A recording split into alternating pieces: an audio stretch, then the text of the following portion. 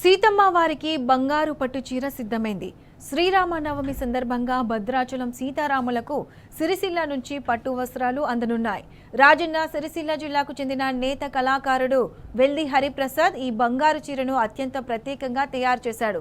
ఈ చీర కొంగులో భద్రాది దేవాలయం, మూల విరాట్, దేవతామూర్తులు వచ్చే విధంగా తీర్చిదిద్దాడు. అలాగే చీర బార్డర్లో శంఖు చక్రనామాలు, హనుమంతుడు, గరుత్మంతుడు వచ్చే విధంగా ప్రత్యేకంగా రూపొందించాడు. ఈ చీర మొత్తం శ్రీరామ రామ రామేతి అనే శ్లోకం 51 సార్లు వచ్చే విధంగా వేయడం విశేషం. చీరలో 1 గ్రాము బంగారం జరీ పట్టుదారం ఉపయోగించి 800 పైగా గ్రాముల బరువు గల 7 గజాల బంగారు చీర నేశాడు. ఈ చీర నేయడానికి సుమారు 10 రోజుల పాటు శ్రమించినట్లు హరిప్రసాద్ తెలిపాడు.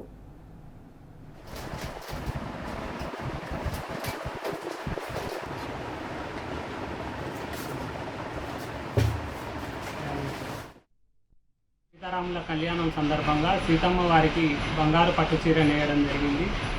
గత 3 సంవత్సరాలుగా నేను కళ్యాణానికి ప్రత్యేకమైన చీరలు నేస్తూ వస్తున్నాను.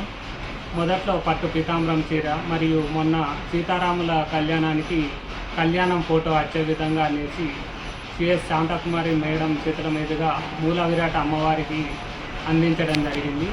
అదే స్ఫూర్తితోని ఈసారి చీర కొంగులో మూల విరాట్ అమ్మవారు, స్వామివారు, లక్ష్మణుడు అంటే గర్భగుడిలో ఉండే దేవతామూర్తులు ఈ కొంగులో వచ్చే విధంగా పొందుపరిచి నేశాను.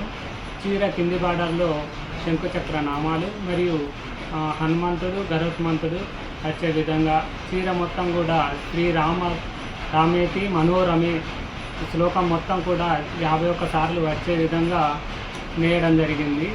ఇది 1 గ్రామ్ గోల్డ్ జరీ మరియు పట్టుదారం ఉపయోగించి దాదాపు 10 రోజుల పాటు శ్రమించి 7 గజాల చీరను నేయడం జరిగింది.